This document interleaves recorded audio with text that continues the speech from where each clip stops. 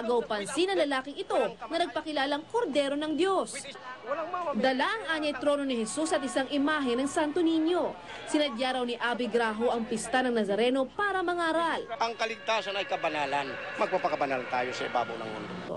May ilan ding deboto na minana ang panata mula sa kanilang magulang. Sabi niya, pag nawala ako, kayo naman napapalit sa amin. Kaya kada kapiesta, kaya mahal na araw, namamanata po ako. Milyon daw ang inaasahang dadagsa bukas sa Quiapo, kaya may payo ang mga otoridad. Huwag na sila magdala ng wallet ko, ano sila makipagsisiksikan. Huwag na rin magsama ng mga bata kasi pagka milyon yan milyon yung at saka gigitan, kawawa ang bata at saka matanda. Lala Roque Nakatuto, 24 oras. Kamustahin natin ang sitwasyon ngayon sa simbahan ng Quiapo. Nakatutok doon live si Susan Enriquez. Susan! Mel, gaya ng inaasahan, makapal at halos di mahulugang karayom ang tao dito sa harap ng simbahan ng Quiapo sa bisperas ng pista ng Poong Nazareno. Iba-ibang mukha na galing sa magkakaibang lugar, subalit iisa ang layunin, ang makiisa sa pagdiriwang sa pista ng Poong Nazareno. Sa bisperas ng pista ng Nazareno, halos hindi na makakilo sa harap, labas at loob ng simbahan ng Quiapo. Tuloy-tuloy kasi ang misa kasunod ng pagdiriwang ng kapistahan ng Poon bukas. Pwede ring magpamisa sa mismong araw ng kapistahan. Libre ito at tanging donasyon ang tinatanggap ng simbahan. Karamihan sa mga nagpamisa, pawang pasasalamat ang layunin. Donation lang po kung bukod po sa loob nila magbibigay. Thanksgiving. Thanksgiving sa inyo. So kaya nag-ano kayo? Yes. Papabless. Kayo po, ano kayo para? Nagpa-Thanksgiving. Sa gilid ng simbahan, nagpapahalik na rin sa replika ng Poon. 3 imahe ng pinapahalikan upang hindi humaba ang pila ng tao sa labas ng simbahan. May medical station din para sa mga taong mangangailangan ng atensyong medikal. Dahil sa dami ng tao, madaming nahihimatay at saka yung mga tumataas ng blood pressure. Saka alam mo naman, due to the, sa dami ng crowd, yung iba natatapakan. At dahil halos lahat na pumupunta ay deboto, nagkalat din ang mga nagtitinda ng mga bagay na may kinalaman sa Poon. Mula sa mga replika ng imahe ng Nazareno, t-shirt, tuwalya at panyo. Pero pagka ganitong piyesta, talagang dagsa po. Nazareno. Pag pista ho, tsaka po mahal na araw. Malakas din po. Sa labas ng simbahan, makikita rin ang iba't ibang uri ng paninda na higit pang dumami kaysa dati. Mula sa pagkain, laruan, bulaklak, kandila at maging mga gamit sa bahay. Pati ang mga manghuhula sa harap ng Quiapo, dagsa rin. Inaasahang lalo pang dadagsa o kakapal ang tao dito sa paligid ng Quiapo dahil sa nakatakdang pagbabalik ng imahe dito ng Nazareno bukas ng umaga. Kaya naman tuloy-tuloy ang pag-aayos dito upang matiyak na magiging maayos ang lahat sa kabila ng pagdagsa ng mga deboto ng Poong Nazareno. At sa nakikita po ninyo hanggang sa mga oras to, talagang patuloy sa pagkapal ang taong pumunta dito sa paligid ng simbahan ng Quiapo. Mel? Saan meron bang schedule sa mga gaganapin sa simbahan bukas? Well, sinasabi lang dito, Mele, puro misa pa lang yung sinasabing schedule dito. No? Hanggang, meron sinabi hanggang alas 9, meron sinabi hanggang alas 3 ng madaling araw. Pero yung schedule lang talagang inaabangan ay yung pagbabalik dito ng imahe ng Poong Nazareno bukas ng umaga. Bukas ng umaga, walang oras? Wala pa silang sinasabing oras. Although sinasabi nila, iaalis sa Quirino Grandstand ng 7:30. Pero yung kung anong oras makakarating dito sa simbahan ng Quiapo ay hindi nila masabi. Maraming salamat sa iyo, Susan Enriquez. Kaligtasan mo sa Alerto 24. Isang taxi driver ang inaresto sa lungsod ng Mandaluyong. Paglabag sa batas trapiko lamang sana ang kaso ng driver. Pero nadagdagan yon matapos siyang magpanggap na pulis, hindi lang po yun. Nagpakita pa ng faking ID. Si James Velasquez, Alerto 24, eksklusibo.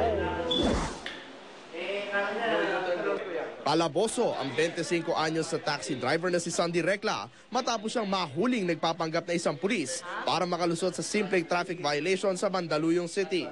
Mag-U-turn na sana si Recla sa no U-turn area ng Pioneer Street sa Barangay Bagong Buhay nang bigla siyang harangin ng mga traffic enforcers sa lugar.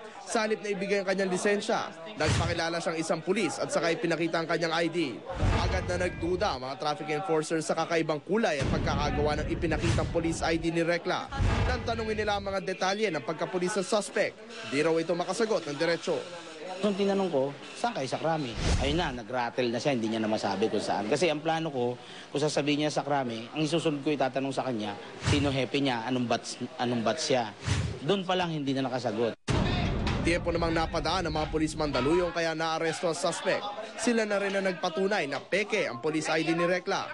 Palusot ng suspect. Niloko po kasi akong taga-recto. Sabi niya kasi, binigyan po kasi ako ng ID. Sabi niya kasi para sa kung kunwari na yung mga violation na wala, kunwari huli na ako na walang violation, sabi niya ibibigay ko daw para hindi daw ako Mahaharap sa kasong usurpation of authority si Rekla. Sumunod na lang sila sa lituntunin ng batas para hindi sila mailagay sa alanganin. Huwag tayong maging arugante. Kung hindi tayo tunay na pulis, huwag natin magpakilalang pulis pa.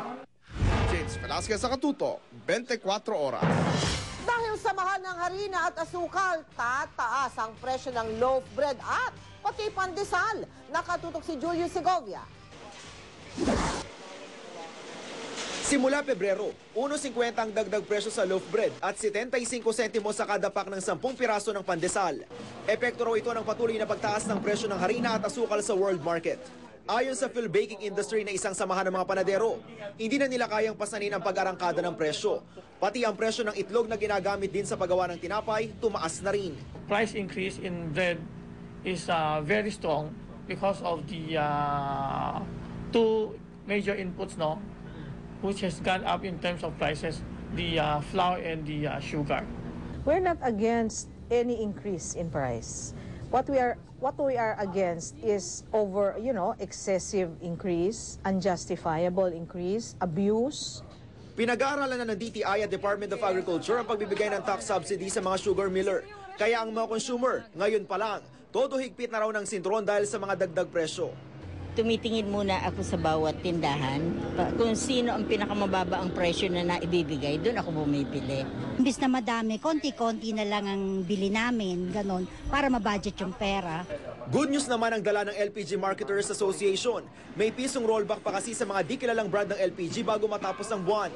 Bukod pa yan sa 2 pisong naunang naibawas na ngayong linggo.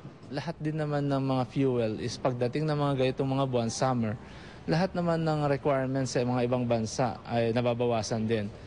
So, ina-expect namin na hindi lang LPG ang dapat bumaba dyan, including the diesel and the gasoline. Inaasahang hanggang Hulyo makararanas ng bawas presyo ang consumers ng LPG. Julio Segovia, Nakatutok, 24 oras. Itinanggi ng National Food Authority na nagkukulang na ang supply ng bigas kaya daw tumataas ang presyo nito. Pati mga rice miller at mga may-ari ng warehouse ng bigas, nagsabi na wala silang problema sa supply. Nakatutok si Mari Zumali. Binisita ng GMA News ang ilang imbakan ng bigas dito sa Bocaue, Bulacan para malaman kung nagkakaubusan na ng supply. Dahilan kaya nagtaas ang presyo ng bigas sa merkado. Dito sa warehouse ng Intercity Rice Millers, sako-sakong bigas ang tumambad sa amin. Wala roon ng may-ari pero ayon sa mga taga roon, wala naman daw kakulangan sa bigas. Marami lang daw palayan ang nasalanta ng nagdaang mga bagyo kaya't kumonte ang supply ng magagandang klase ng palay. Kaya nagmahal ito. Ang magsasakang si Gregoria Sangkap, ibinebenta sanang naani niyang palay, pero dahil binabarat siya, ipinagiling na lang niya ito at inuwi na lang sa bahay. Sa mga buyer po ng bigas, huwag po kayong magpanik. Sobra-sobra po ang supply ng bigas ng ating bansa. Sa katunayan nga po, mababa lang yung bigay ng mga magsasaka kahit po naghihirap kaming magsasaka. Maging ang samahan ng mga rice millers sa San Jose City, Nueva Ecija, sinabing sapat daw ang supply at marami pa rin silang nakaimbak na bigas sa kanilang mga bodega. Kaya't wala raw dapat ikabahala ang publiko na magkakaroon muli ng shortage sa bigas. Ayon kay Edgardo Alfonso, hindi rin sila nagtataas o nagdadagdag ng presyo sa kanilang idinedeliver na bigas sa Metro Manila. Maging ang mga taga-Pangasinan na matindi ring sinalanta ng bagyong Ondoy at Pepeng ay nagbebenta pa rin hanggang ngayon ang kanilang mga inaning palay. Wala ring senyales na nauubos na ang supply ng bigas sa warehouse ng National Food Authority.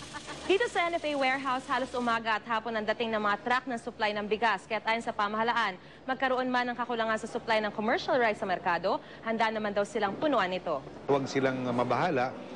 We are ready to supply the market to just to stabilize the supply and the price. Ayon sa NFA, ang mga well-milled rice lang naman daw ang kumonte ang supply at hindi ang mga regular na klase.